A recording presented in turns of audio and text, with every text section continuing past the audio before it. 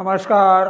साप्ताहिक वज्राघातच्या मानतो तो दुर्बल घटक अधिक सुरक्षित असणार आहे. या देशामध्ये अशा अनेक घटना यापूर्वी घडल्या. दिल्लीमध्ये,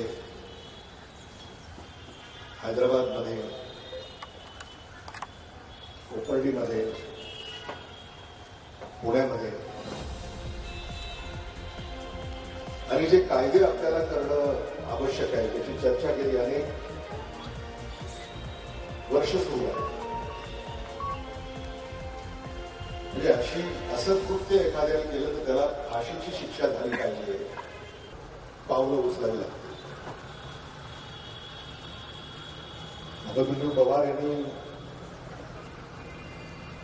जे तातडीनं करणं शक्य आहे ते सारं महाराष्ट्र सरकार आणि राज्याचे गृहमंत्री, उपमुख्यमंत्री देवेंद्र फडणवीस हे करतायत. कुटुंबाच्या त्या भावना आहेत, विशेषतः सूर्यकांत सुळे या भावना त्यांच्याकडे, उपमुख्यमंत्र्यांकडे, देवेंद्र फडणवीसजी यांच्याकडे आम्ही देखील लेखी स्वरूपामध्ये त्याच्याकडे सुपूर्द केलेल्या आहे. पण सीबीआयला ही केस देण्याची आवश्यकता आहे का, हा देखील मुद्दा त्यांनी या ठिकाणी उपस्थित केलेला आहे. म्हणून याकडे देखील आपण गांभीर्याने पाहण्याची आवश्यकता आहे हे मला मुद्दामून या ठिकाणी सांगितलं. कारण 28 तारखेपासून हे सगळं सुरू झालं. असं कळतंय की 30 तारखेला हा घात झाला. त्याच्यानंतरही काही पुढे कुटुंबियांच्या संपर्कात होते हे आरोपी, आणि काही खंडणी वसूल करण्याचा किंवा मागण्याचा त्याचा प्रयत्न होता. श्याम बरोबरेने आपल्याला सांगितलं की 28 तारखेलाच तो खड्डा त्या पुणे नगर रस्त्याच्या कडेला शेतामध्ये खणला आणि त्यानंतर 30 तारखेला अपहरण झालं आणि लातूरच्या लेकीला न्याय मिळाला पाहिजे यासाठी आम्ही सारेच समाज बांधवांबरोबर त्यांच्या खांद्याला खांदा घेऊन या लढ्यामध्ये त्यांच्या समवेत आहोत. हे देखील मला इथं विनम्रपणे आपल्याकडे मांडावंसं वाटतं. आणि त्यापेक्षा अधिक भाष्य करण्याची आवश्यकता आहे असं मला वाटतं. समाज बांधवांच्या ज्या भावना आहेत त्या भावनांशी आम्ही सारेच एकरूप आहोत. आणि भाग्यश्री सूर्यकांत सुळे यांना न्याय मिळेपर्यंत हा लढा आपल्या समजेत नेण्यास आम्ही सारे कटिबद्ध आहोत. एवढंच या निमित्तानं मी या ठिकाणी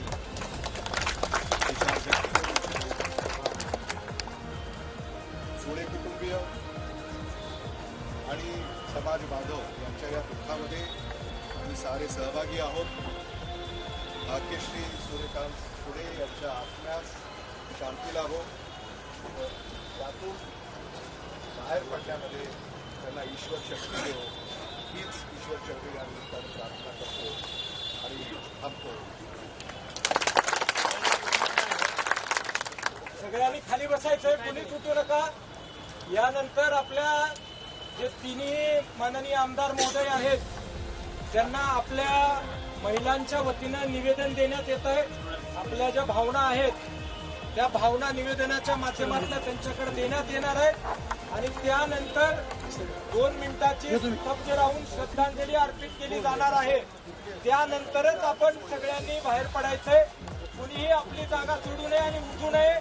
सगळ्यांनी खाली थांबावं.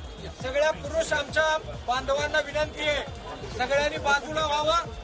फक्त महिला प्रतिनिधी या ठिकाणी निवेदन देतील. फक्त 3 लोकप्रतिनिधींना निवेदन द्यावं आणि सगळ्यांनी थोडंसं बाजूला थांबावं. फक्त महिलांना पुढे राहू द्या.